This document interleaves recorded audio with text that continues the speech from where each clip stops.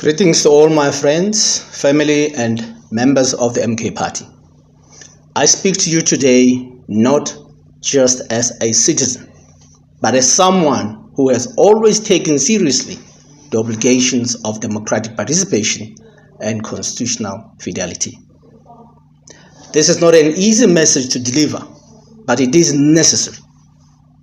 I have formally resigned my membership in the MK Party.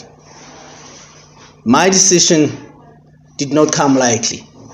It follows sustained efforts to engage internally, quietly at first, and later more firmly, with the leadership and structures of the organization.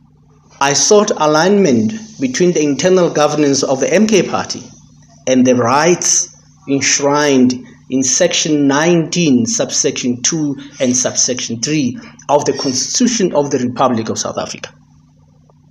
Let me remind us all, Section 19 guarantees every citizen not just the right to form a political party and to stand for office, but also the right to freely choose their leaders, their representatives, to freely make political choices and to participate fully in political activities.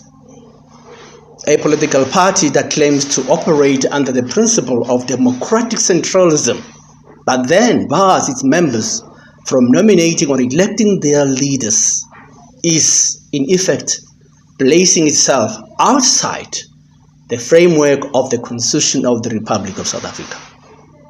That is not centralism. That is autocracy masquerading as order.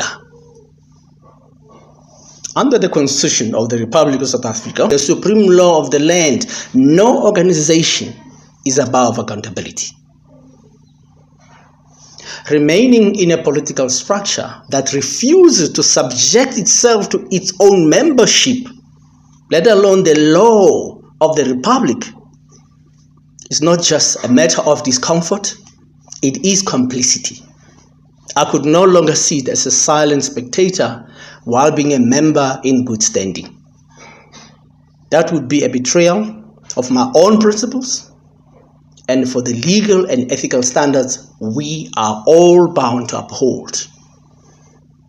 Another factor that cannot be ignored is the recent demotion of Floyd Shivambu, the Secretary General from MK to the National Assembly.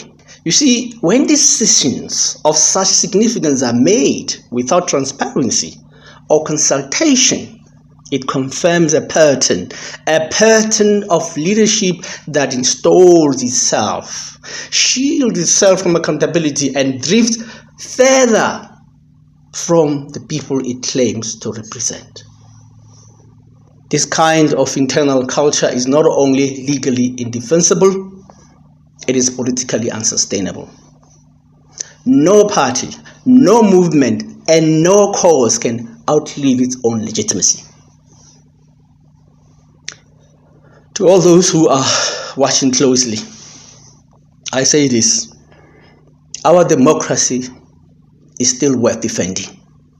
Not in slogans or in performances, but in practice, in how we build our institutions, how we choose our leaders, and how we hold them to account. I remain committed to constitutionalism, to real democratic engagement, and to the ongoing struggle for justice in this country.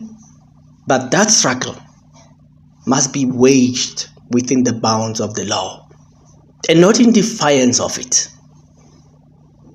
Thank you for listening. Stay principled, stay vigilant.